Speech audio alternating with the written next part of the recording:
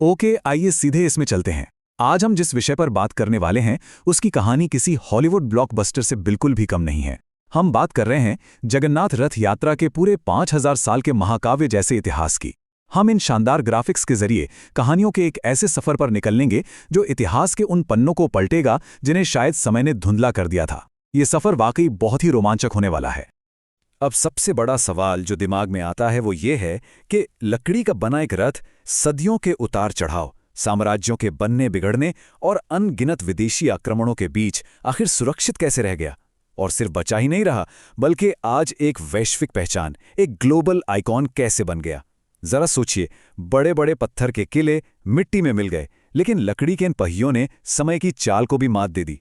आज हम इसी रहस्यमयी और जुझारू नायक की क्रोनोलॉजिकल कहानी को गहराई से समझेंगे। तो चलिए समय में थोड़ा पीछे चलते हैं। हमारा पहला पड़ाव है दिव्य शुरुआत और पौराणिक रहस्य। यहाँ हमारे सामने दो बहुत ही अलग लेकिन बेहद दिलचस्प पहलू हैं। एक तरफ हमारी पौराणिक कथाएं हैं और दूसरी तरफ ऐतिहासिक रिकॉर्ड्स। कथाओं के अनुसार मालव देश के राजा इंद्रद्युम्न के लिए देवशिल्पी विश्वकर्मा जी ने खुद एक बूढ़े बढ़ई का रूप लेकर भगवान की लकड़ी की मूर्तियां बनानी शुरू की थी। शर्त बस इतनी थी कि दरवाज़ा बंद रहेगा। लेकिन जल्दबाजी में दरवाज़ा समय से पहले खुल गया और मूर्तियां अधूरी रह गईं।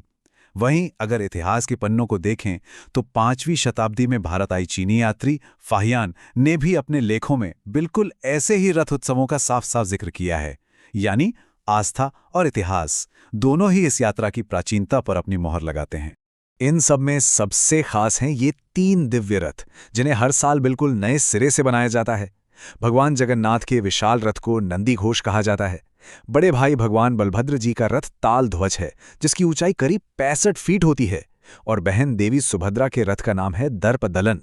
सच कहूं तो ये विशाल लकड़ी के रथ कोई साधारण सवारी नहीं है, बल्कि ये अपने आप में चलते फिरते भव्य मंदिर हैं जिन्हें हर साल हजारों श्रद्धालु अपने हाथों से खींचते हैं। अब आगे बढ़ते हैं हमारे दूसरे भाग की तरफ, जो है ऐतिहासिक स्वर्ण युग यानी गंग वंश का काल। 12वीं शताब्दी आते आते इस पूरी परंपरा का जैसे कायाकल्प ही हो गया। कलिंग वास्तुकला शैली में बने इस बेहद भव्य और ऊंचे जगन्नाथ मंदिर की नींव गंग वंश के प्रतापी राजा अनंत वर्मन चोडगंग देव ने रखी थी। लेकिन यहाँ जो बात सच में दिल छू लेने वाली है वो ये कि इतने विशाल साम्राज्य का राजा होने के बावजूद उन्होंने खुद को शासक नहीं माना। उन्होंने खुद को भगवान जगन्नाथ का राउत यानी सिर्फ एक सेवक घोषित किया। सत्ता का ऐसा विनम्र रूप इतिहास में कम ही देखने को मिलता है। अब इतनी भव्यता है तो उसके पीछे की आर्थिक ताकत भी विशाल रही होगी।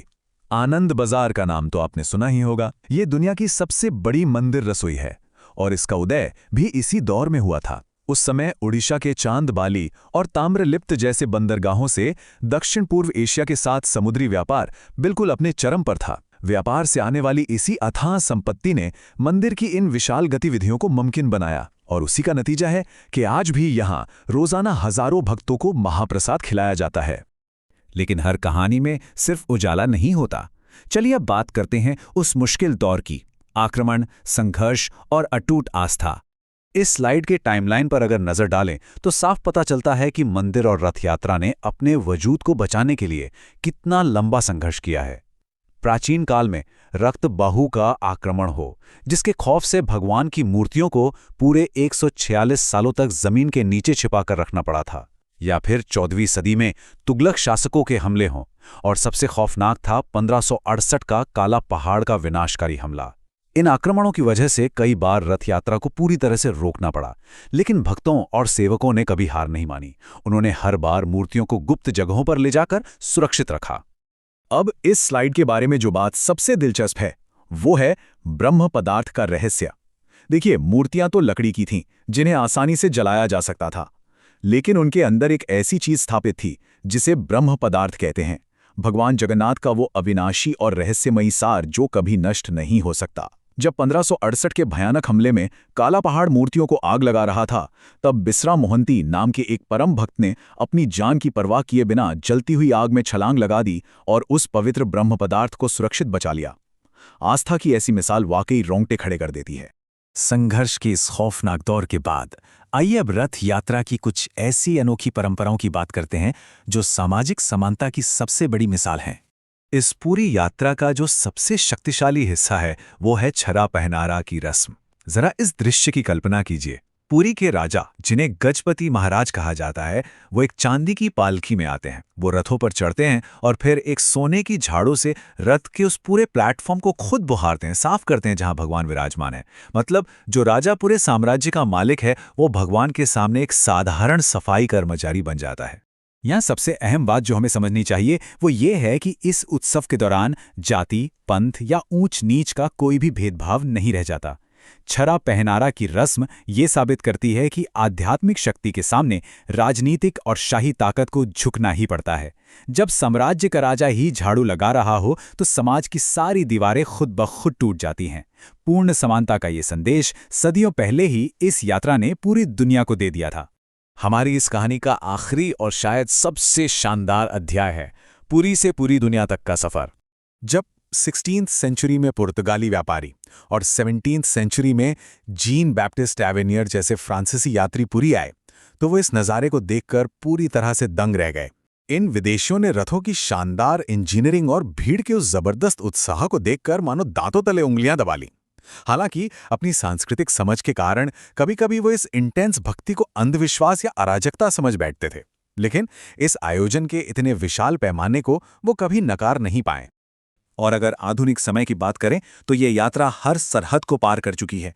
1967 में इस्कॉन ने इस रथ यात्रा को अमेरिका के सैन फ्रांसिस्को की सड़कों पर उतारकर इसे ग्लोबल फेस्टिवल बना दिया। 1971 में जब बांग्लादेश के धमराई में एक ऐतिहासिक रथ को जंग में नष्ट कर दिया गया तो लोगों ने हार नहीं मानी, उसे दोबारा बनाकर आस्था की जीत का परचम लहराया। और तो और 2020 और 2021 की भयानक महामारी के दौरान भी पुजारियों ने बिना भीड़ के सोशल डिस्टेंसिंग के साथ इन रथों को खींचा। 5000 साल से चली आ रही ये यात्रा किसी भी हाल में रुकी नहीं।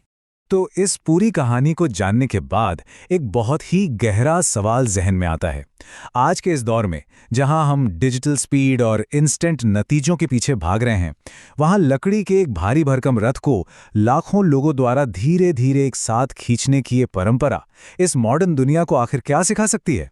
शायद ये हमें धैर्य, एकता और उस अटूट विश्वास की ताकत का एहसास कराती है जो समय के हर तूफान का डटकर सामना कर सकता है। ऐसी ही 5000 साल पुरानी ये परंपरा वाकई सोचने पर मजबूर करती है। इस शानदार सफर में हमारे साथ जुड़ने के लिए बहुत बहुत धन्यवाद।